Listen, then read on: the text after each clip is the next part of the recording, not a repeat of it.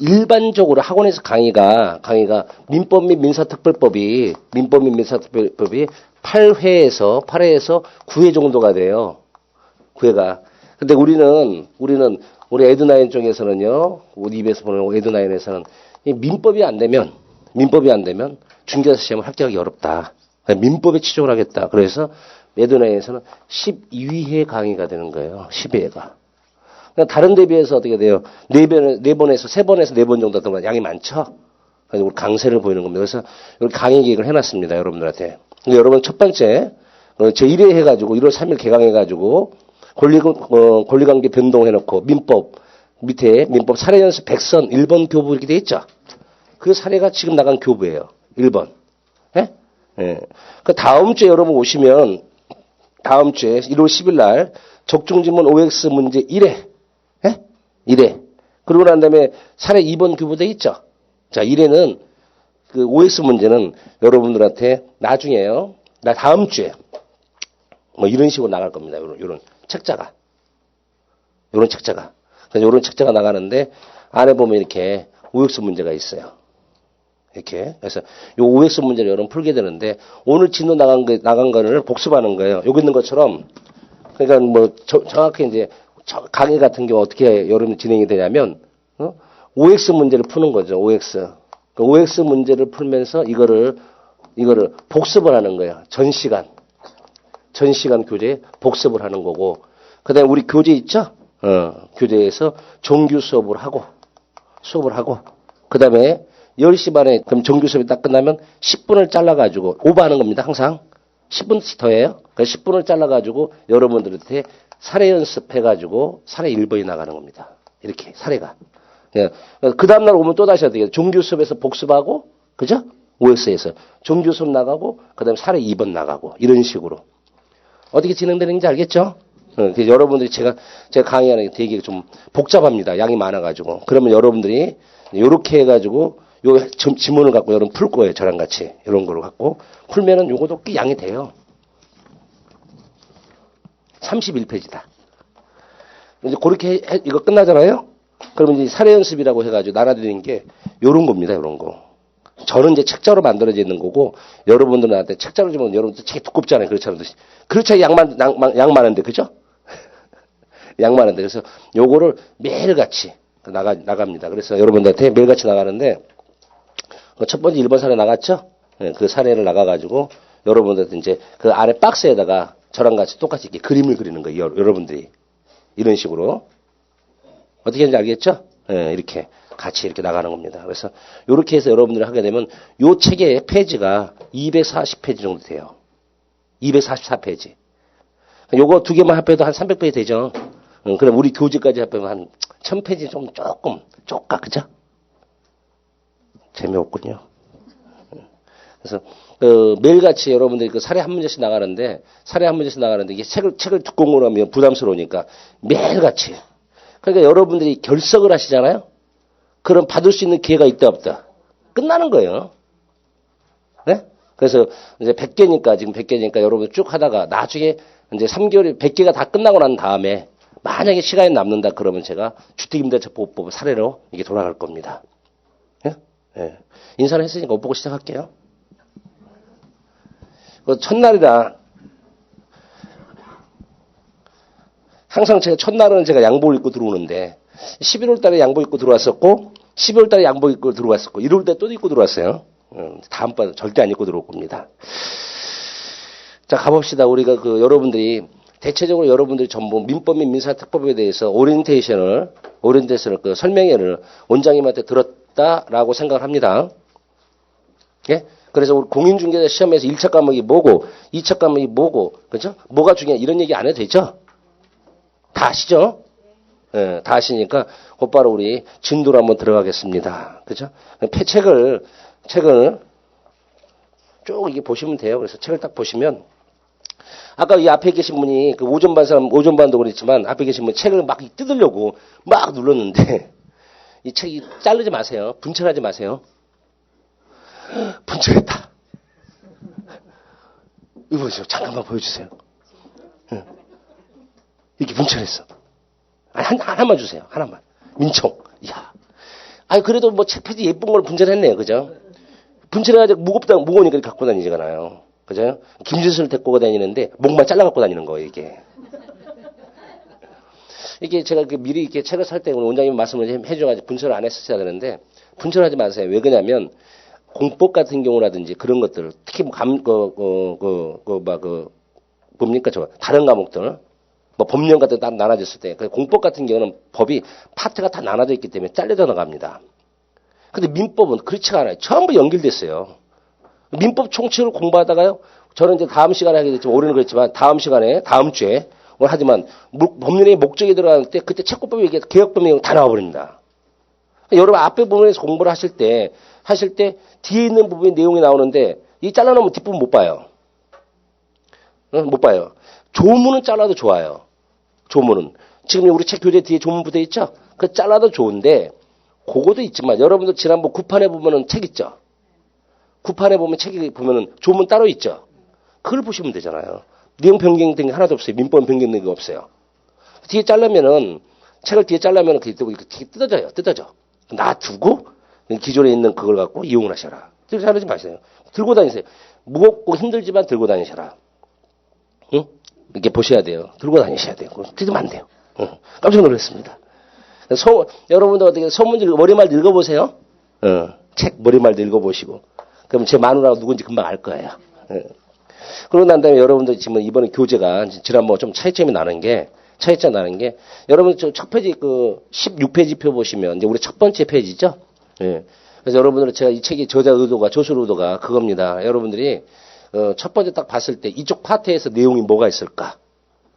그래서 우리는 한눈에 보기라고 해서 한눈에 보기 딱 내용을 들어갔죠. 그럼 이 내용은 박스를 딱 보면서 우리가 지금 이 파트에서 뭐를 중요시 보고 봐야 되는 내용이 나오죠. 항상 그래요. 똥개도 자기 집에서는 어떻게 돼요? 50분 먹고 들어가죠. 똥개도 쌈 잘해요. 자기 집에서는. 왜요? 아니까 그래요. 아니까. 여러분 시험장에 가가지고 시험을 봤을 때 도대체 이 문제가 뭐를 묻고 있는가? 그죠? 뭐를 묻고 있는가라고 알면은요, 답 찾는데 50%는 어떻게 안고 들어가는 겁니다. 근데 여러분 공부하다 보면, 이제 시험 문제 보다 보면 도대체 이 시험 문제가 뭘 물어보는지를 모르죠? 다 아는군요. 뭘 물어보는지 모르는 경우가 있어요. 그런데 그렇게 되니까 한눈에 보는 어떻게 돼요? 보기 해가지고 박스를 쳐놨어요. 그러면은 전체 스크린을 쭉 하고 난 다음에 두 번째 내용을 쭉 보는 거죠. 내용을 쭉 봐요. 내용을 들어가고 그 다음에 중요한 판례를 제가 다 넣어놨어요. 중요한 판례. 시험에 나오는 판례들, 중요한 판례들. 쭉 박스 쳐가지고요. 그러고 나서 판례가 나오고 난 다음에 부족하다 그러면 뭘 집어넣냐면 주의해가지고 참고해가지고 집어넣어놨어요. 쭉 보시면. 그럼 지금 몇 번째 봤습니까? 책의 내용이. 중요한 내용이. 네 번째죠? 그죠? 그러는데 문제 들어가게 되면은요, OX 문제가 나와요. OX. 문제 앞에. 그 OX 문제는 제가 2000년도에 감정평가사 처음 책을 쓸 때 OX 문제라고 하는 걸 집어넣었는데 지금 다 OX 문제 집어넣어가지고 누가 했는지 모를 정도인데 아무튼 OX 문제 들어갔죠? 그럼 책이 몇 번 반복해? 5번 반복이죠. 중요 부분에서. 문제까지 6번 반복. 이 책을 한번 봤을 때마다 6번을 반복하게끔 제가 만들어놨어요. 다만 문제 6번 반복한다고 해서 지금 여러분 처음 하신 분들 뭐는 문제는 풀지 마세요. 아니 기존에 작년에 혹시 해가지고 재수하시는 분들 횟수로 2년 차들 그죠? 2년 차들 어떻게 문제는 푸는 거 아니다. 지금 문제 푸는 거 아니고 나중에 제가 문제 풀으라고 할 때 푸세요. 지금은 시기적으로 어떻게 적절치가 못하다. 그죠? 네, 그래서 요런 이 부분 나와 있어요. 권리관계 변동이다. 그래서 제가 책을 쓴 내용이 그 정도 되니까 그런 의도로 가지고 책을 썼으니까 이해를 하시고 자 진도 나가 봅시다. 또 진도 급해요. 항상 진도 나갈 생각은 마음이 급합니다. 질문도 많이 해야 되는데 11월 달하고 12월 달에 저랑 같이 강의 들었던 분들 또 다 잊어버려 새로운 마음으로 다시 시작하세요. 어차피 처음 하신 분들 위주로 여러분들 진도를 나갈 테니까 자 처음 하신 분들 손 한번 들어보세요. 난 민법 태어나 처음이다. 좀 미스 저 사기치는 거 봐줘. 자기 사기야 사기 그게 타인을 기망하는 행위. 지난달 들어놓고는 다시 한번 손 들어봐요. 다 이제 이렇게 이제 찍어놨지. 그래서 이제 찍어놔가지고 처음 온 사람 위주로 이제 공격이 들어가죠. 이렇게 공격 라인들 이렇게 잡아놨습니다. 그리고 그쪽보다는 이쪽이 좋아요. 이쪽 라인들. 왜냐면 그쪽 가면 등짝밖에 안 보이잖아. 이쪽은 이게 이따가 쉬는 시간 옮겨요. 자, 민법 들어갑니다. 민법. 민법이 뭐예요? 저랑 같이 공부할 거. 빠른 속도 스크랩합니다. 기계 안 들어가고. 우리 민법이 뭐냐? 우리 국민들이 뭐 하듯이 물 흐르듯이 살아가는 생활관계를 규율하는 것을 민법이라고 그래요. 우리가 살아가는 생활관계를 규율하는 거예요. 살아가는 생활관계. 그렇죠? 그러니까 민법이라는 것은 우리가 살아가는 생활관계를 규율하는 것이다. 관계를 뭐한다? 규율한다. 그런데 살아가는 생활관계를 규율한다고 해서 모든 생활관계를 규율하느냐, 모든 생활관계를 규율하는 거냐, 그런 것은 아니다. 모든 것은 아니죠. 우리 오전반에 19세 미성년자가 나왔었는데, 그죠? 19세가 여기는 없을 것 같아. 19세 미성년자가. 자기 미스지. 써먹어야지. 이제 자기는 이제 시험 끝났어. 걔는 하필 미스. 나이가 몇 살인지 물어보면 또 신뢰가 된다고 그러니까 어떻게 공부하기로 마음을 먹었어요? 중개사 공부를 내가 해야 되겠다. 왜? 혹시 엄마가 시켰어요? 그럼 아빠가 시켰구나. 끄덕끄덕. 그치? 끄덕끄덕. 아빠가 시켰대요. 아유. 공인중개사 자격증 따오면은, 아빠가 뭐 해준대요? 차 사준다. 끄덕끄덕. 답이 어렵다. 답이 어려워요. 차 사준대요. 우리 미스가 공인중개사 시험을 합격하면 어떻게 돼? 아버지가 뭐 해준다? 차를 사준대. 왜? 아버지가 돌팔이 중개사니까. 여기 많죠. 실무하신 분들 많죠.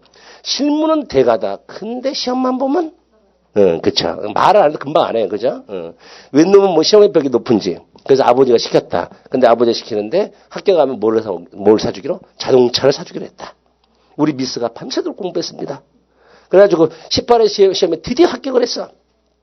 아버지한테 자동차 사달라면서 아버지 사준다, 안 사준다? 안 사준다? 아버지가 맨날 거짓말 했나 보다. 어떻게 보면 카메라, 일로 와, 이씨.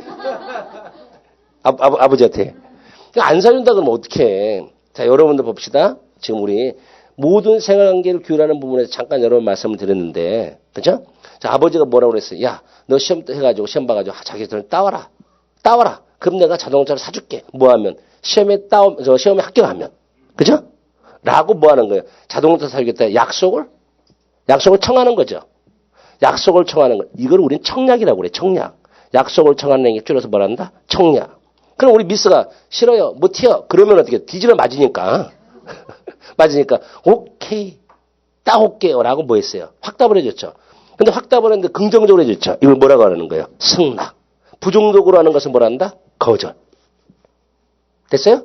그러니까 여러분들이 네가 시험에 합격을 하게 된다면 자동차를 사줄게. 해봐. 그러니까 저쪽에 미스가 네 합격이라고 승낙을 했어요. 그럼 뭐가 이루어지는 거예요? 약속이 만들어진 거죠. 약속. 아버지와 나와 약속이.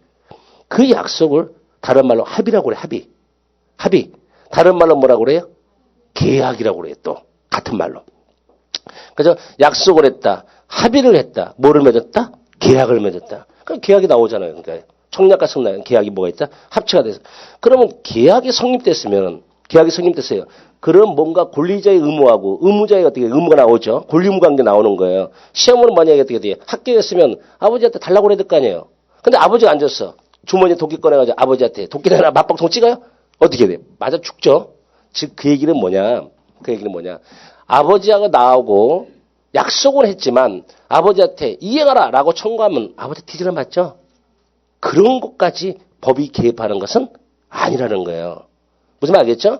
그러니까 우리가 살아가는 생활관계를 규율하는 것은 민법이라고 하는데 그러나 모든 생활관계를 규율하고 있는 것은 아니다.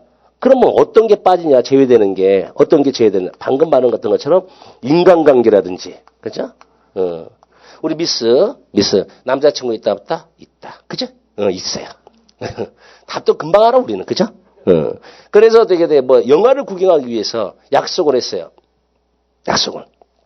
근데 남자친구 안 와. 3시간 기다려도 안 와. 그럼 자기 어떻게 해요? 시간은 곧 집에 간다?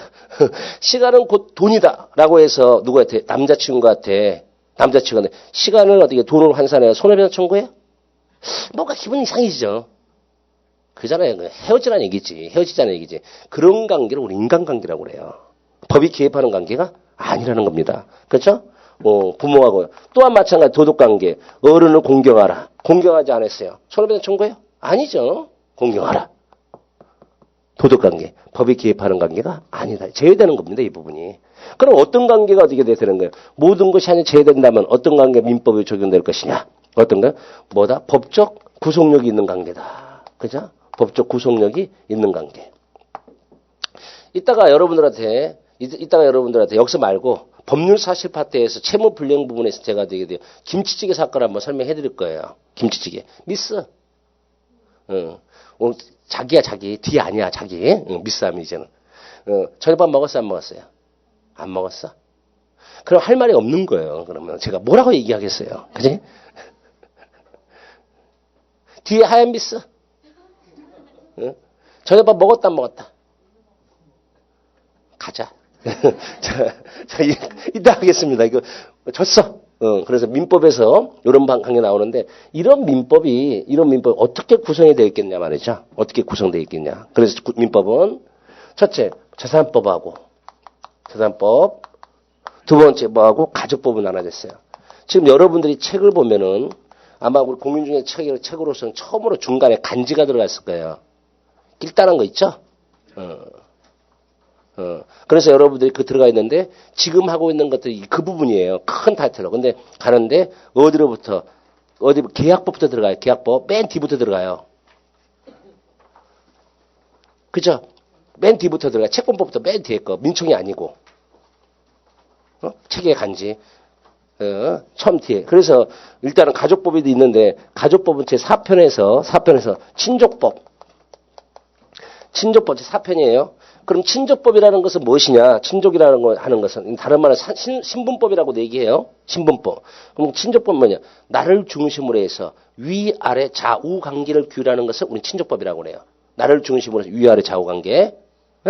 그러면은 나를 중심으로 위아래 좌우 관계를 규율하는 친족이란다면 제5편에서 그 신분관계 기초에서 내 재산 뭐에서도 죽어서도 맘대로 하겠다라고 하는 게 상속법이에요. 죽어서도 맘대로 하겠다. 그래서 죽고 난 뒤에 하는 행위는 우리는 이따가 개념 파악할 때 나오는 것은 사후행위라고 그래요. 사후행위. 지금 여기는 생전행위죠. 재산법은. 근데 여기서 뭐다? 사후행위다. 죽고 난 다음에 하는 거다. 근데 아무튼 이 가족법은 뭐다? 우리 시험법이 아니니까 놔두고 재산법이죠. 재산법은 크게 세 가지로 나눠져요. 첫째, 민법 총칙.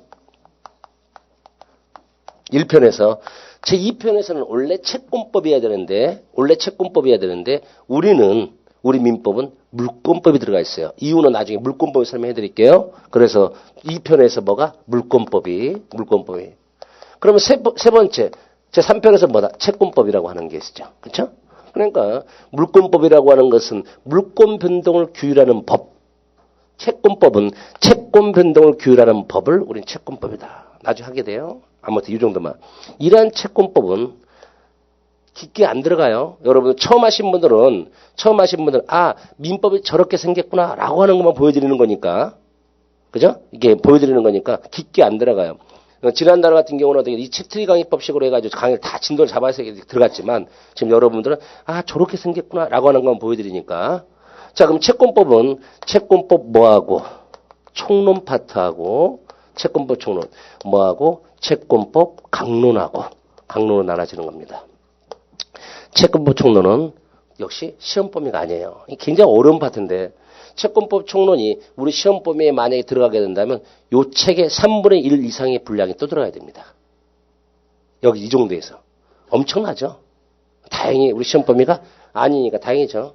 그러면 채권법 강론은 뭐에 따라서 채권의 발생 원인에 따라서 원인에 따라서 분류가 되는 겁니다. 분류가 된다. 그래서 채권법 강론은 세 가지를 크게 봤을 때, 첫째, 두 가지를 크게 봤을 때, 당사자 간에 뭐해서 채권법 강론이요? 약속으로 정하는 거예요. 약정채권. 약속으로 정하는 것을 뭐란다? 약정채권. 법률 용어 다 그렇게 처음 하신 분들, 법률 용어에 대해서 너무 흥분하지 마세요. 지금 첫날 여러분 제 강의 들을 때는요, 법률 용어 때문에 굉장히 어렵습니다. 근데 1월달, 2월달 지나가지고 한 바퀴 돌지 않습니까? 그러면은 한 바퀴 돌게 된다. 그럼 법률 용어는 자연스럽게 습득이 돼요. 그럼 여러분들이 하기 위해서는 어떻게 해야 됩니까? 책을 빠른 속도로 한번 소설 보듯이 읽으셔야 돼요. 빠른 속도로. 내용 파악할 생각하지 말고 그냥 쭉쭉 한번 읽어보세요. 한번. 자, 아무튼 약속으로 법률 용어, 약속으로 뭐해서 정해서 만드는 채권을 우리 약정 채권. 근데 뭐해서 법에 뭐했다 정해져 있는 게 있어요. 법에 정하는 법정 채권이 있죠. 거꾸로 갈게요. 법정 채권. 법에 정해져 있는 채권은 거꾸로 밑에서 갈게요. 734조 이하에 734조 이하에 사무관리가 있어요. 사무관리. 그런가 보다 하세요. 사무관리는 법률상 뭐 없이 의무 없이 타인의 사무를 관리해 주는 거예요. 법률상 의무 없이 타인의 사무. 그러면 뭐가 나오냐면 비용 상한을 청구할 수 있는 권리가 나와요. 비용 상한 채권이 발생해요. 그런가 보다 하세요. 민법 제741조 이하의 부당이득입니다. 부당이득. 부당이득은 법률상 뭐 없이 원인 없이 법률상 원인 없이 타인의 노동력이라든지 재산으로부터 이득을 얻은 것을 그 이득을 뭐하라? 반환하라. 그럼 748조 넘어가요. 아무튼. 그리고 민법 제750조에 뭐가 나와요? 불법행위. 일반 불법행위에서 뭐를 가지고 고의, 과실이라고 하는 고의과실이라고 하는 유측사유를 가지고 타인에게 뭐를 가게 된다면 손해를 발생하게 된다면 그 손해를 뭐하라? 배상하라. 자, 법정 채권입니다. 손해배상 채권이 나오는 거예요. 시험범위다 아니다. 시험범위 아니에요. 시험범위 아닌데 시험에 나온다 안 나온다? 툭 하면 나와요. 툭 하면 나온단 말이에요. 이런 것들이. 주의하셔야 돼요. 사무관리는 안 나오지만 잘 나오는 것들이에요. 손해배상 채권. 작년에도 뭐 마찬가지로 손해배상 문제 나오니까 시험 범위는 아니지만 시험에 나온다 안 나온다? 나온다. 자, 약정채권 들어가는 겁니다. 약정채권. 그 약정채권에서는 좀 있으면 나오는 단독행위. 두 번째 합동행위. 의사표시가 교차하는 겁니다. 우리가 의사표시를 교차하는 것을 우리는 뭐라 한다? 쌍방행위라고 하는데요. 쌍방행위 대표적인 예컨대가 뭐예요? 예컨대가 뭐다? 계약입니다. 계약. 쌍방행위는 그래서 정점을 향해서 살래, 오케이, 삭게라고 교차하는 거라고 해요. 그렇죠? 의사표시가. 뭘 한다? 계약. 그래서 여기다 우리는 뭐를 붙여가지고 법자를 붙여서 시험에서 9개에서 몇 개가 11개까지. 작년에 17회 시험 때 몇 개가 나왔어요? 11개 나왔어요. 11개. 분류하는 거에 따라서 10개일 수도 있고 11개일 수도 있는데 몇 개가? 11개. 계약법. 얼마나 쉬워요. 계약법이 무지하게 쉽거든요. 눈 감고도 맞춰. 근데 여러분들이 계약법을 굉장히 어렵게 느껴요. 왜 그러게요? 계약법이 진짜 쉽다니까요. 쉬워. 근데 여러분들은 어렵게 느껴요. 왜요? 왜요? 안 보니까 그렇죠. 안 보니까 그래요. 처음에 딱 보잖아요. 책을 16페이지. 새로운 마음으로 열심히 공부해야지. 그죠? 새 마음으로. 새 마음이니까 여러분들 새해 인사도 안 드렸다. 새해 복 많이 받으세요. 네. 이거 참 잊어버렸다. 새해 복 많이 받으시고 올해는 18회 시험인데 올해는 소망한 거 다 시험 합격하시고 다 이루시기 바랍니다. 예. 18회. 그래. 18회 시험은 인사말도 했으니까 새해 인사도 했고. 근데 18회 시험은 어떻게 합격하겠다. 공부해야지. 막 공부해요. 응? 첫째 주, 목숨 걸고 하죠. 밤새 공부해. 둘째 주도 마찬가지. 셋째 주부터도 힘들기 시작하죠. 갑자기 이제 그러면 어떻게 돼요? 야, 이걸 내가 왜 했을까나. 슬슬 그래요. 그러다가 2개월 끝날 때쯤 되면 뭐라고 합니까? 내가 뭘 먹잘 게 있다고 내가 이 공부를 이렇게 힘들게 할까? 책 안 보죠? 안 본다니까요. 그래서 3개월째 돼가지고 어떻게 돼? 아니야. 내가 새만 갖고 다시 해야 돼. 이게 또 시작할 때 다시 또 앞부분 열심히 보죠? 책을 보면 그래요. 앞부분에 새까만 보고 뒷부분에 하얀 이유가 그거 아닙니까? 전혀 아닌 채 하는데, 그런다니까요, 여러분들이. 그래서 기합법 내용이 여러분들 어렵게 느껴지는데 그게 아니에요. 쉬워요. 그래서 여러분들이 다음 주에 법률의 목적 파트를 하면서 제가 기합법 내용을 다 건드려 버려요. 그래서 여러분, 민총은 곧 계약법입니다. 민총은 꼭 계약법이니까 같이 갖고 다니셔야 돼요. 아무튼 11문제 나오는데 이러한 계약법은 크게 뭐하고 계약법 총론 파트하고 시험법이 뭐돼요? 이쪽 부분이에요. 이쪽 부분이에요. 계약법 총론 파트하고 총칙이죠? 총론 파트하고 뭐하고 계약법 강론으로 나눠집니다. 강론. 그래서 총론 파트에서는 여러분은 나중에 공부할 게 총론에서 계약법이 뭐게 이렇게 나오죠. 계약이 뭐게 이렇게. 그래서 계약이란 뭐 넓은 의미의 계약이 어떻고 좁은 의미의 계약법의 특질은 계약자의 원칙은 그 원칙에 대한 제한이 이게 이제 시험에서 잘 나오는데 아무튼 소론파트에 그런 얘기 나오면 이러한 계약이 어떻게 성립할 것인가. 타이틀만 걸어드린다고 했어요. 그러면 성립해 있는 그 계약이 어떻게 효력을 발생할 것이냐. 성립해서 효력을 발생했어요. 그러면 끝나야죠. 죽어야 될 거 아니에요. 그러니까 소멸이죠. 그래서 여러분들이 소멸 파트에서 계약이 뭐하고 해제 파트하고 일시적 계약 관계에서 그다음에 여러분들이 해지 파트에서 배우게 됩니다.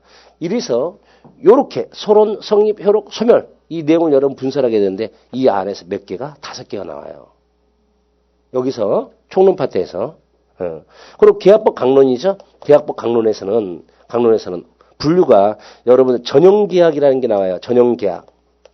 전형계약이라고 하는 것은 민법전의 규정이 있다 없다? 있다. 민법전의 규정이 있는 것을 전형이라고 그래요. 그러니까 이름이 있으니까 다른 말로 뭐라고 그래요? 유명계약이라고 그래요. 이름 있는 거. 이름 없으면 뭐예요? 무명이라고 그러죠. 이름이 없으면 무명. 유명계약이다. 전형계약 뭐가 14종이 있는데 14가지가 있어요. 근데 여러분 이제 중개사법에서 공부하시면서 나오겠지만 저는 중개사법 모르지만 어떻게 돼요? 전형계약 14종 중에서 우리 공인중개사와 관련된 것이 뭐가 있겠냐는 거예요. 사실은 이제 고용 같은 경우도 여러분들 이제 중개사 시험을 합격하시게 되면 중개법인을 만들게 되니까 직원들을 뽑게 되고 그다음에 사무소에서 어떻게 실장들 뽑게 되니까 고용 관계도 발생을 해야 되는데 아무튼 우리가 입법자들이 시험을 만든 그 저항분들이 고용 관계는 중개사 관계가 없다고 봤던 것 같아요. 종신정기금이라든지 화해계약이라든지 사용대차, 소비대차 이런 것들은 중개사 관련이 없다. 증여 같은 경우. 그러면 공인중개사 관련되어 있는 거 14가지 중에서 어떤 게 있겠냐. 첫째, 매매죠. 민법 제563조 이하에 있는 매매. 갑이라는 사람이 아파트를 하나 팔고 싶어요. 갑이라는 사람이. 근데 미수인을 못 구하는 거야. 미수인을.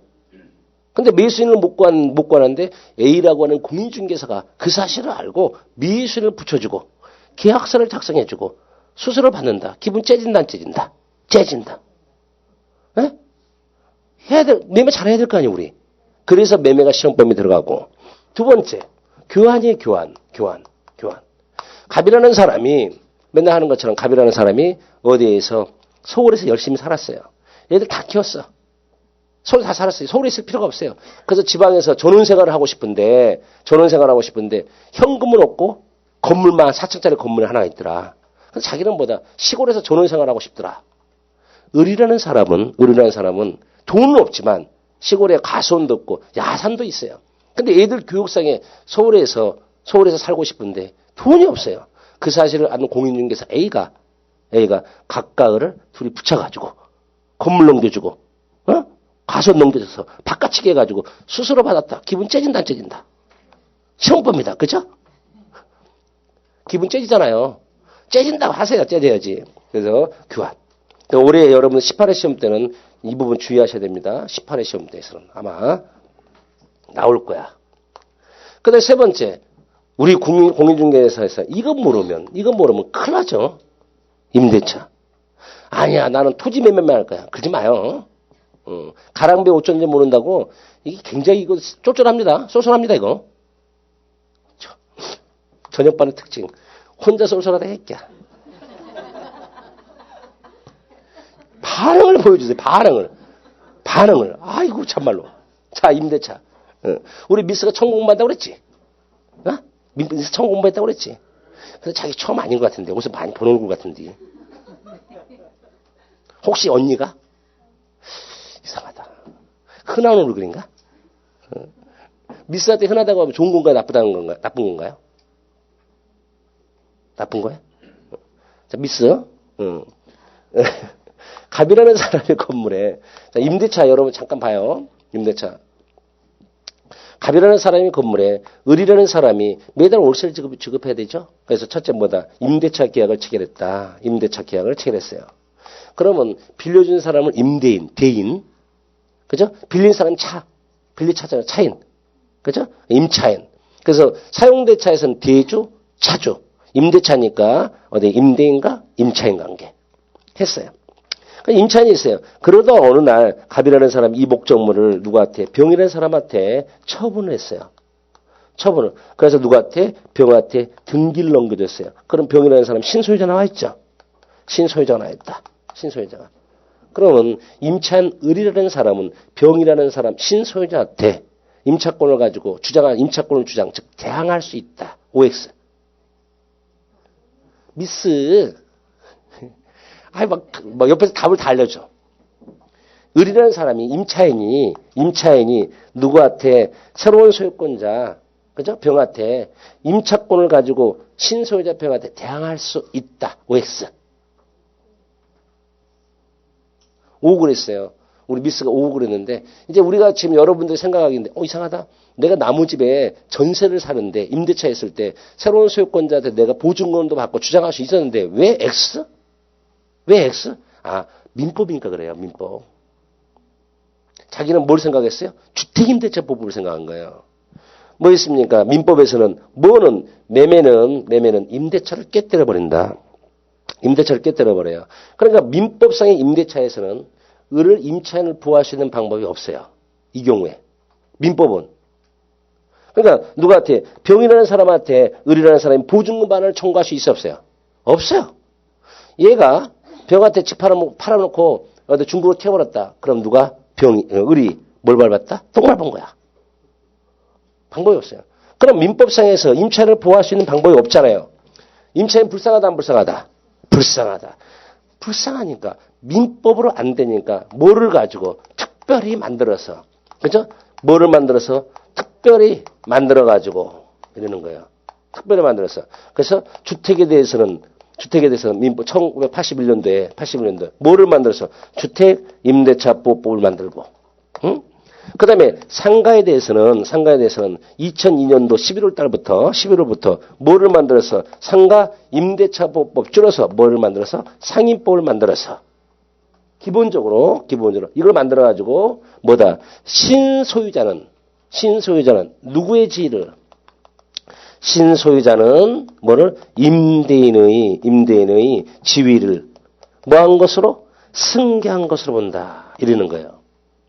민법으로서는 임차인을 보호할 수 있는 방법이 없으니까 뭐를 가지고 민사특별법을 만들어 가지고 누구를 보호하겠다? 임차인을 보호하겠다. 되시겠어요? 우리 미스는 무슨 말인지 모르겠다 그러면 그러려니 하시는 거예요. 뭔가 알려고 달라붙으면 뭐한다? 다친다. 그죠? 알려고 하면 다쳐요. 그냥 그러려니. 한 과정만 돌리세요. 그러면 쉬워집니다. 한 과정만. 그래서 요 주임법에서 한 문제, 상가임대차법에서 한 문제, 두 개 플러스해서 한 문제. 이게 세 문제 나와요. 그러니까 여러분들은 지금 어디에서 계약법에서 쭉 펼치지만 쭉 이제 우리 설명해야 되는 거예요. 쭉 펼치지만 요 정도를 공부를 해가지고 여러분 몇 개를 14개를 맞히는 거죠. 아이고 14개 별거 없다 그죠? 썰렁도 안 해. 이따가 좀 부연 설명하고요. 다 나중에. 자, 물권법입니다. 오늘 잠깐 여러분들하고 저하고 뭐만 편제만 보는 거예요. 편제.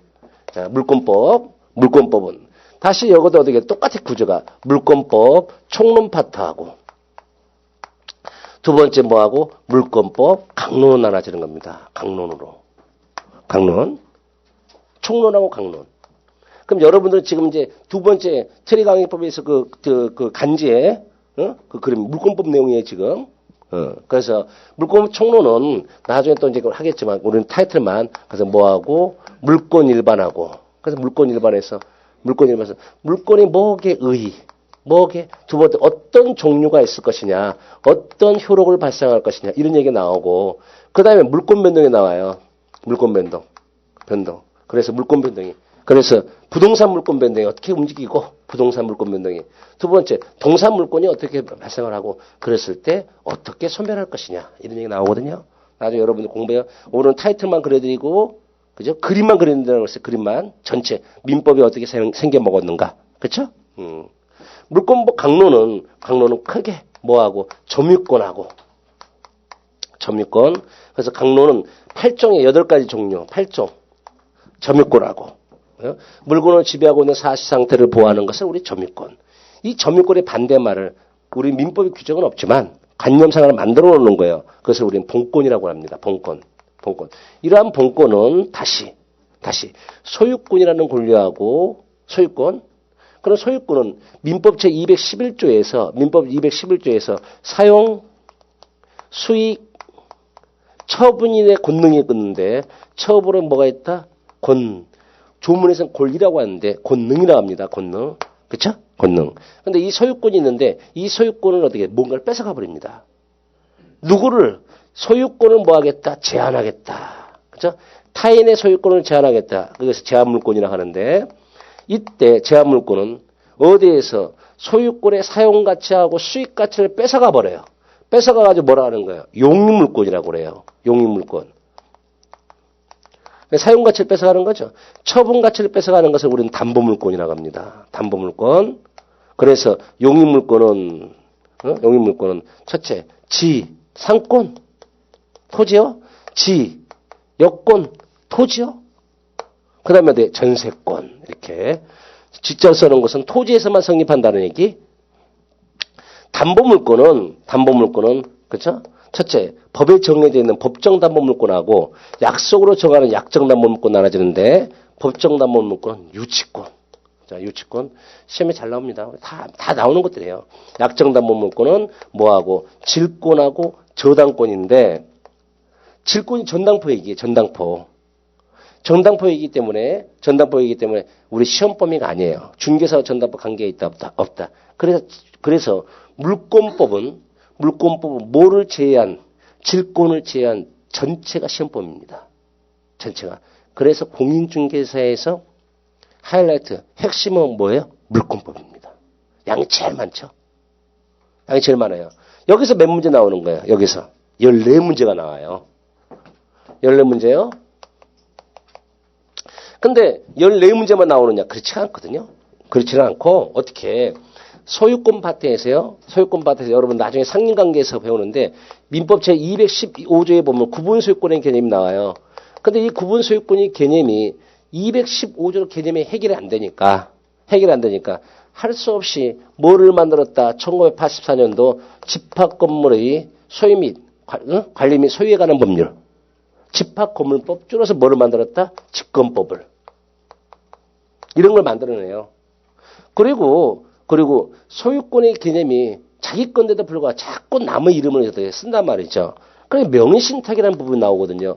근데 명의신탁이 유효로 해놓으니까 사람들이 세금을 면탈하거나 포탈하기 위해서 너무 많이 하더라는 거죠. 그래서 안 되겠다. 95년도, 그죠? 95년도 부동산 실권리자 명의 등기하는 법률. 그 줄여서 부동산 실명법. 더 줄여서 부실법. 실명법에 저는 안 하고 부실법, 부동산 실명법에서 부실법이라고 그래요. 왜? 명의신탁은 어디에서만? 부동산에서만. 예? 부동산 실명법. 그리고 난 다음에 저기서 우리가 계약법에서 전형계약 14조 나와 있고요. 비전형은 여러 개 만들어낸 것처럼 담보물권도 마찬가지예요. 담보물권. 전형 담보물권이 있고 우리 민법에 규정되어 있지 않는 비전형 담보물권이 나와요. 비전형. 그래서 우리가 비전형 담보물권이라 해가지고 가등기 담보하고 가등기 담보요. 여러분들이 가등기 담보할 때는 항상 부동산 공시법에서 가등기와 구분하셔야 돼요. 가등기 담보는 부동산 공시법상에서 부동산 등기법상의 가등기와 달라요. 이런 가등기 담보 내지는 담보 가등기예요. 나중에 또 설명해드려요. 그러고 난 다음에 넓은 의미 양도담보라는 게 있어요. 양도담보. 넓은 의미 양도담보. 이 넓은 의미 양도담보를 줄여가 나눠가 첫째 매도담보. 매도담보요. 그 다음에 어디 좁은 의미 양도담보다. 이렇게 나와 있어요. 이렇게 하다 보니까 하도 폭리일치 하거든요. 폭리일치. 그래서 이러한 폭리를 뭐하기 위해서, 폭리를 막기 위해서 1984년도 1월 1일부터 뭐예요? 가등기, 담보 등에 관한 법률이 나오거든요. 가등기, 담보 등이. 소속이 어딘가 잘 보셔야 돼요. 그래서 줄여서 가등기 담보법, 더 줄여서 가담법이라고 합니다. 그래서 지금 민사특별법이 지금 5개 나왔죠. 파란색으로. 민사특별법이. 그래서 그래서 원래 이제 우리가 이제 민사특별법 뒤에다 넣는데 사실은 어떻게 돼? 그 파트 중간에 들어가 있어야 돼요. 구분 소유권의 개념이 안 되니까 직권법이 나오고 해결하기 위해서. 예? 명의신탁 문제가 발생하니까 부동산 실명법 만드는 건데 우리는 그냥 민사특별법 몰아가 뒤에다 다 넣어놓은 겁니다. 그런 것 뿐인데 아무도 몇 문제, 한 문제씩 나오는 거죠. 이렇게. 한 문제씩. 그래서 민사특별법 총 몇 문제가? 6문제 나오고, 6문제가. 그 민법 몇 문제? 34문제가 나오는 거예요. 34문제. 그러니까 물권법은 14문제에다가 민사특별법을 하나씩 하면 몇 개가? 17개. 물권법이 관련돼서 17개예요. 그러면 거의 반이죠? 거의 반이잖아요. 17개니까. 그러니까 여러분 물권법 공부 잘해야 되죠. 특히 물권법은 사례가 다 물권법에서 나와요. 물론 이제 뭐 민총에서 나오기도 하지만. 됐나요? 예. 그러면 여러분들은 이 공간이 이렇게 돼 있으니까 잠깐 이렇게 끌고 가겠지만 민총이요. 끌고 나갈게요. 이쪽으로. 그 민총은 어떻게 구성이 되어 있을 것이냐. 그죠? 여기는 좀 공간이 없어 지울게요. 그래서 민법 총칙 다시 이제 우리 간지 맨 앞으로 왔죠? 맨 앞으로 왔는데 그래서 민법은 앞부분에서 통칙이라고 그래서 우리 통칙이 딱 나와 있어요. 그래서 통칙에서 민법 제1조에서 법원이 나오죠? 법원. 민법의 존재 형식 법원이 무엇이냐. 그러면 아까 여러분들 조문 이게 잠깐 얘기했지만 지금 여러분들하고 이제 이렇게 공부할 수도 있어요. 좀 공부를 많이 하게 되면 여러분들이 공부를 많이 하시게 되면 이렇게 교재를 보다가 제가 제1조 그러면은요. 법전을 꺼내가지고 같이 볼 수가 있어요. 지금은 안 돼요. 지금은. 여러분 나중에. 그러니까 법전은 항상 여러분 어디 해야 돼요? 책을 할 때 같이 갖고 다니셔야 돼요. 책을 막 읽다 보면 가려고 몇 조 이렇게 돼 있지 않습니까? 그럼 가장 좋은 방법은 어디를 가서 조문을 찾아가가지고 조문을 확인하는 게 가장 좋은 방법이에요. 근데 문제는 그렇게 하면 시간이 무지하게 많이 걸려요. 또한 수업 시간에 제가 여러분들한테 강연을 하면서 자 1조 펴보세요 라고 하지 않습니까? 1조 얘기했잖아요. 그럼 여러분들이 피는 순간 난 다 읽고 있어요. 그럼 다 읽고 딱 덮을 때 여러분 그때 펴. 시간 싸움이 안 돼요. 여러분들 지금은. 그래서 차라리 제가 뭘 한다? 말로 다 할게요. 말로. 그러니까 민법책 그러니까 조문 굳이 안 봐도 돼요. 지금. 제가 말로 다 하니까. 민법책 1조. 뭐예요? 민사에 관한 법률이 없으면 관습법이 없으면 조리에 의한다. 민사에 관한 사건이 있어요. 이런 거 우리는 어디에 법원이라고 그래. 법원. 아무튼 그런 게 있어요. 그런가 보다. 그러고 난 다음에 제 2조에 보니까 권리라는 부분이 나와요. 권리. 그죠? 권리라는 부분이 나오는데 이제 권리라는데 우리 이제 17페이지인가에 박스가 보면 이제 권리 넣어놨죠. 개념 넣어놨습니다. 그렇게 개념들을 17페이지 박스에다 권리라는 무엇이냐라고 이렇게 넣어놨습니다. 그럼 권리라는 것은 무엇이냐? 내가 뭔가 이익을 향수하기 위해서 이익을 받기 위해서 법에 의해서 주어진 힘을 권리라고 그래요. 법에 의해서 주어진 힘 이것을 우리는 권리 법력선이다. 그럼 내가 이익을 향유하기 위해서 쓸 수 있는 힘은 뭐다? 권리라고 한다면 거기 대응해서 내가 구속당하는 거 있죠. 법적 구속. 이것을 우리는 의무라고 얘기해. 의무. 응? 의무. 됐나요? 예. 그래서 권리라는 게 있어요. 권리 법령서. 근데 이러한 권리 행사는 원칙적으로 자유롭게 행사할 수 있다 없다? 있다는 거죠. 자유롭게 행사할 수 있어요. 아주 자유로워요. 밖에서 나는 자유야라고 외치는 것을 우리 민법에서는 권리라고 외치니까 자유롭게 할 수 있다 없다? 있다. 그런데 내 마음대로 권리를 행사할 수 있지만 그런데 뭐에 따라서 항상 제가 예외라고 해서 무서운데 아무튼 2조에서 뭐에 따라서 1항에서 그죠? 뭐에 서 신의에 쫓아 이러는 거예요. 신의에 쫓아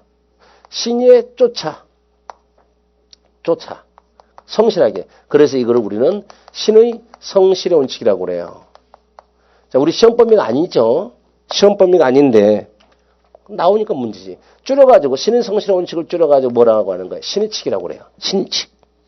신의칙. 예? 그래서 권리의 행사와 의무의 이행은 신의 쫓아. 또한 권리의 행사는 그죠? 권리를 뭐하지 못한다. 남용하지 못한다. 이 항에서 권리 남용 금지 원칙이 나와요. 남용보다 금지 원칙이. 권리를 법에 의해서 주어진 힘은 내 건 내 마음대로 할 수 있다. 자유롭게. 다만 신의 쫓아서 남용하지 말고. 됐나요? 그러면 이러한 권리를 상유할 수 있는 주체가 필요하겠죠. 그죠? 그래서 이것을 우리는 권리의 주체라고 그러는 거예요. 주체. 그럼 권리의 주체는 누구하고? 민법 제3조에서 자연인 파트하고요. 자연인. 민법 제34조에서 민법 제3조 사람은 생존하는 동안의 권리 의무의 주체가 된다. 조문 나와있죠? 안 봐도 되잖아요. 말로 했으니까. 사람은 생존하는 동안의 권리 의무의 주체가 된다. 34조 법인은 법률 규정에 쫓아 정관의 목적 범위 내에서 권리, 의무의 주체가 된다. 그래서 법인이라고 하는 것은 법을 가지고 인으로 간주하는 겁니다. 그랬을 때 이러한 법인은 권리 능력이 있어야 되니까 사람이 모이는 것을 우리는 사단법인, 돈이 모이는 것을 우리는 재단법인이라고 그래요. 그렇죠? 그래서 우리 민법상에서는 크게 권리 주체는 뭐하고 자연인가 법인. 넓게는 어떻게 돼? 사단법인, 재단법인. 따라서 민법상의 조합은 인이다. OX. X 당연히 X 나오죠. 민법상의 조합은 인이다. X, 인은 이거밖에 없으니까. 네? 자연인하고 법인밖에 없으니까. 조합은 이런 것들도 옛날에 시험 잘 나왔었어요. 아무나 그렇고 권리 주체다. 향유수 주체가 있죠. 그러면 권리의 주체가 있어 갑과 을이 있다고 한다면 거기 왔다 갔다 하는 대상물이 필요하겠죠. 이런 것을 대상물을 우리 뭐라 한다. 권리의 객체라고 그래. 객체. 권리의 객체. 그랬을 때 우리 민법에서는 98조에서 본법에서 물건이라 하면 이렇게 나오는 거예요. 물건이라 하면 유체물 및 정기, 기타 관리 가능한 자연력을 물건이라 한다. 그래서 물권의 객체를 뭐로? 물건으로. 채권의 객체를 급부 이런 게 있어요. 나중에 하게 됩니다. 자, 그러면 갑이라는 사람이 을이라는 사람한테 야 객체 이 백목 살래? 그러니까 을이 오케이 살게 하니까 백목이 물건이 이동되죠. 백목이 이동되잖아요. 그럼 나중에 이동되면 을한테 뭐가 넘어가요? 소유권이 넘어가죠. 소유권이라고 하는 물권이 넘어가는데 민법 총칙에서 그걸 우리는 권리다라고 얘기를 한단 말이에요. 그럼 뭐가 발생하는 거예요? 갑이 을한테 백목 집어넣으니까 권리 소유권이 변동하겠죠. 그럼 뭐라 한다? 소유권 변동, 권리 변동. 여러분도 지금 우리 첫 번째 16회에서 권리 변동 관계 나오지 않습니까? 응? 권리가 뭐 한다? 변동되더라. 지워요. 이거 여기 지우고. 권리가 뭐 한다? 변동된다. 그럼 권리 변동인 게 무엇이냐? 서론 파트에 나오는 거죠. 법률 사실이 어떻고, 법률 요건이 어떻고, 법률 효과 부분이 나오는데 왜 폐지? 아이고, 왜? 법률 사실, 법률 요건, 법률 효과가 나오거든요. 그런 게 있어요. 올해 시험에 두 문제 나왔어요. 앞부분에서요. 소론 파트에서. 왜 시험에 나왔을까요? 하도 어떻게 돼요? 출제자인데 팔레 외치니까 수험생들이 전부 팔레만 공부하니까 신경이 돼가지고 누가요? 출제자가 이론 문제 집어넣어버린 겁니다. 이론 부분. 그래서 옛날에 안 나왔던 부분들이 올해 나왔으니까 내년에도 주의하셔야 돼요. 매년 한 문제 나오는데 오늘 두 문제 나왔습니다. 그리고 난 다음에 목적이 나오거든요. 목적. 소유권을 변동하려고 하는 것인지 제한물권을 설정하는 그 목적이 뭐냐 말이죠. 세 번째, 그냥 눈만 뻐끔뻐끔 있으면 안 되겠죠? 뭐가 있어요? 어서 말을 해. 의사표시가 있어야 되죠. 그죠? 표시. 근데 내가 하면 되는데 내가 안 하고 다른 사람이 대신하거든요. 그래서 우리는 이거를 대리라고 하는 겁니다. 대리. 이따 하겠지만 이 앞부분에서 무효, 취소 막 나오거든요. 이걸 모아가지고 여기서 뭐하고 무효하고 취소의 장을 만들어 놓고 그 다음에 맨 마지막에다가 맨 마지막 요 밑에 요 부분에 법률의 권리변동에서 맨 마지막에다가 뭐를요? 부관인에서 당사자가 임의로 부관 약관에서 조건이라는 거하고 조건과 기한이라는 것을 넣어놨어요. 그러고 난 다음에 요쪽 타이틀 빠져가지고요. 여러분 기간이 있죠? 기간. 민법집 155조 이하 쭉 나와 있는데 여러분 이 기간은 어디서 배우냐면 중개사법에서 배워요. 중개사법. 응? 실무에서. 갑이라는 사람 건물에 을이라는 사람 임차인이 언제 2007년 1월 3일 날 오늘 임대차 계약을 체결하면서 곧바로 들어가기로 했다. 그럼 2년간 살기로 했다. 그럼 몇 년? 2009년 몇 월 며칠? 1월. 2009년 1월?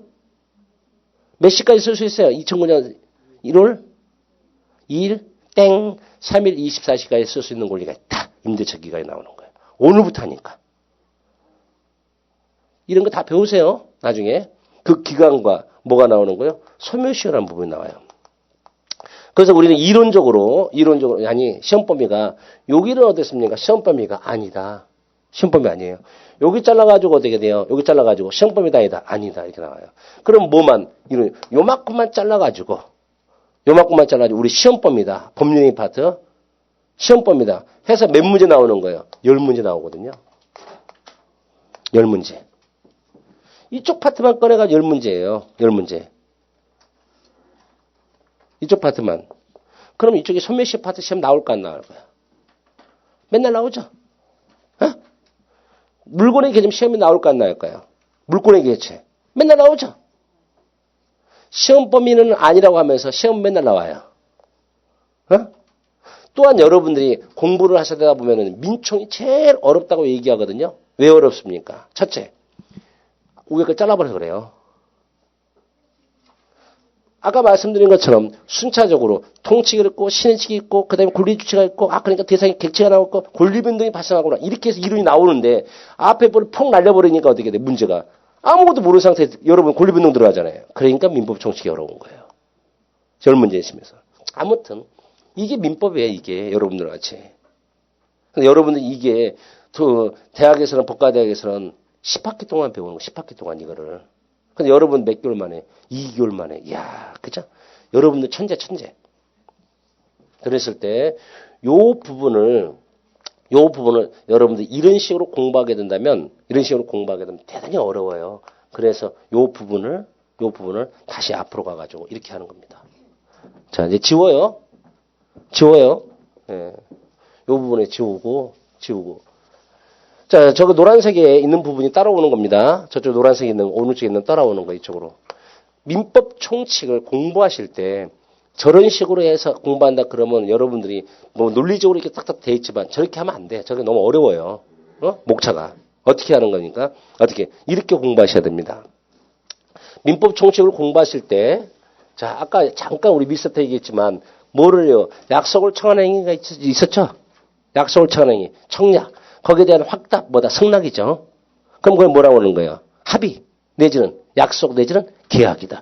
계약을 민법 총칙에서는 뭐라고 그래요? 법률행위라고 그래요. 법률행위. 같은 말이에요. 그러니까 뭐였습니까?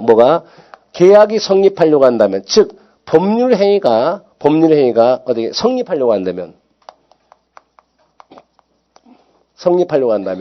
뭔가 필요한 요소가 있다는 거죠. 잘 해두셔야 돼요. 특히 처음 하신 분들 잘 따라오셔야 됩니다. 굉장히 어려운 부분이에요. 논리적으로 좀 이렇게 관념적으로 하니까. 여러분들이 지금 이제 민법 공부를 하실 때, 민총 공부를 하실 때 굉장히 많은 사례가 있다. 엄청나게 많은 사례가 있어요. 근데 그 사례를 전체를 다 할 수는 없어요. 또한 그 많은 사례 중에서 가장 중요한 사례가 있다. 가장 중요한 사례 외워야 되고 이해를 잘 하셔야 돼. 그래서 이제 앞으로 다음 시간보다 맨날 하는 거. 저만 보면 떠오르는 케이스가 뭐게 이렇게 질문할 거예요. 그럼 뭐 한다? 저만 보면 떠오르는 케이스 뭐게? 그럼 여러분들은 네 이거 할래? 이걸로. 대답해야 돼요. 뭐라고요? 저만 보면? 네 이거 할래. 법률행위가 다른 말로 뭐라고 그랬어요? 약속이라고 그랬죠. 다른 말로 뭐라고 그랬어요? 합의라고 그랬어요. 다른 말로 뭐다? 계약이다. 계약이 성립하려고 한다면 뭔가 필요한 요소가 있는데 뭐를 가지고? 네 이거 할래를 가지고 찾아내자. 그렇죠? 첫째, 네. 두 번째, 이거. 내지는 할래죠? 할래. 네가 아니라 내잖아. 너잖아. 이제 말고. 설명도 안 했네. 그죠? 그러니까 네 이거 할래 해서 네라고 하는 것은 첫째 이러는 거죠. 응? 첫째. 제가 맨날 하는 얘기지만 칠판을 째려보면서 야 칠판아 이 백목이 이렇게 잘 나온다. 칠판. 백목 10,000원 살래? 그러면 지나가는 과기에 저를 보고 뭐라 온다? 그리고 아무 말이 없었다. 뭐라고 그래요? 미친놈. 그죠? 미스가 참 잘하는 것 같아. 그죠? 그러니까 약속을 하려고 한다면 나도 있고 누구도 니라고 하는 상대방도 있어야 될 거 아니에요. 칠판만 보고는 안 되잖아요. 그러니까 나도 있고 너도 있고 뭐다? 당사자가 있어야 되겠죠? 두 번째, 이게 뭐냐는 거예요. 이게. 자, 요걸 가지고 이제 여러분 설명해 드리는데 우리 또다시 질문. 자, 우리 미스. 갑이라는 사람의 건물에 을이라는 사람이 매달 갑한테 얼마를 주고 매월 50만 원씩을 지급하고 50만 원을 지급하고 을이 이 건물을 점유해서 플러스 사용하고 있어요. 이걸 딱 보고 뭐게? 이런 관계를 뭐라고 그래요? 아니 갑이라는 사람 집에 을이라는 사람이 들어가가지고 매달 50만 원씩 주고 매월 50만 원씩 주고 그 집 살고 있어요. 뭐게? 뭐라고? 임대차? 라고 임대차라고 누가 감히 이 얘기를 할 수 있겠냐는 거죠. 임대차 계약이라고 누가 말을 할 수 있겠냐는 거죠. 지금 여러분들이 뭔지 몰라도 이 그림만 가지고는 임대차인지 임대차 가치도 보여요. 근데 두 번째 뭐가 있습니까? 여기다가 플러스 해놓고 뭐라고 매월 50만 원씩 지급하고 몇 년간 30년간 지급을 하고 30년 후에 뭐를 소유권을 취득하겠다라고 약정할 수 있다 없다. 마음대로 할 수 있어요. 약속으로 정할 수 있단 말이에요. 그러면은 이건 임대차가 아니에요. 그냥 외관상 매달 50만 원 주고 그 집을 사는 것처럼 보지만 뚜껑을 열어서 보니까 약정이 30년 후에 이거를 내가 소유권을 취득하겠다라고 약속을 정할 수가 있다 없다. 있다는 겁니다. 그러면 이것은 노란색은 이거는 임대차가 아니라 소유권 유보를 시키는 소유권 유보부 매매가 되는 거예요. 대표적인 케이스가 뭐예요? 올부죠. 올부. 가전제품 올부 매매. 올부 1년간 해고 난 다음에 내가 소유권 받아 쓰면서 매달 돈을 주고 돈을 다 내면 내 끝이지 완전하게. 네? 네, 이런 것들이 된단 말이에요. 그래서 여러분들이 바로 이거라고 하는 것이 도대체 갑이라는 사람이 하고 을이라는 사람은 임대차 계약을 체결하려고 한 것이냐 아니면 소유권 유보분 매매 계약을 체결한 것을 할 것이냐 도대체 뭐냐 말이죠. 이렇게 해석하는 거예요. 해석. 이것을 우리는 법률행위의 해석이라고 그래요. 응? 이걸 뭐라고 한다? 법률행위의 계약의 해석이잖아요. 계약의 해석. 법률행위의 해석이라고. 그래서 순서로 보게 된다면 민법 제105조 임의규정하고 106조 사실행간 쓰면 앞부분에 나와야 되는데 우리 입법자가 잘못 만들어 뒤에서 나오는 겁니다. 참고해 두시고. 그러니까 이거라고 하는 도대체 임대차 계약이 아니면 소유권 유보분 매매야 뭐예요? 목적이 뭐냐는 거죠. 이거라는 목적. 그죠? 세 번째, 할래. 그냥 말 없이 그냥 째려보면 안 돼요. 그죠? 말을 해야지. 이 말하는 것은 뭐라고 하는 거예요? 의사표시라고 그래요. 의사표시. 그러니까 뭐가 하려고 한다면 법률행위가 일반적으로 성립하려고 한다면 첫째 뭐가 있을 것? 당사자가 있을 것. 두 번째 목적이. 세 번째 의사표시가 있어야 돼요. 요 페이지는 아니야. 이따 해요. 자, 아무튼 이렇게 놔둬놓고. 그러니까 우리나라 민법은 당사자 목적 의사표시만 있으면 그렇죠? 있으면 특별한 형식을 요한다. 특별한 형식을 요하지 않고 뭐한다? 성립하는 우리 원칙적으로 뭐다? 불요식행위가 원칙이에요. 불요식행위가. 무슨 말인지 아시겠죠? 불요식의 개념 나서 특별한 형식을 요한다 안 한다. 근데 우리 미스가 그죠? 미스가 남자친구 있다고 그랬어요. 끄덕끄덕. 그죠? 남자친구를 째려보면서 남자친구한테 그러는 거야. 야 임마 너 나한테 장가 올래 그러는 거야. 그 남자친구가 오케이 했어요. 자, 장가 올래 그러니까 청약을 하니까 남자친구가 뭐라 했어요? 오케이 승낙을 했죠. 그럼 뭐 어떻게 돼요? 혼인계약이 성립해요. 그 둘이서 니가 내가 잘 먹고 살살 열심히 살고 있어요. 부부다 아니다. 미스. 부부다? 시집을 안 가가지고 그죠? 오전반에 19살짜리도 알더라. 아이고.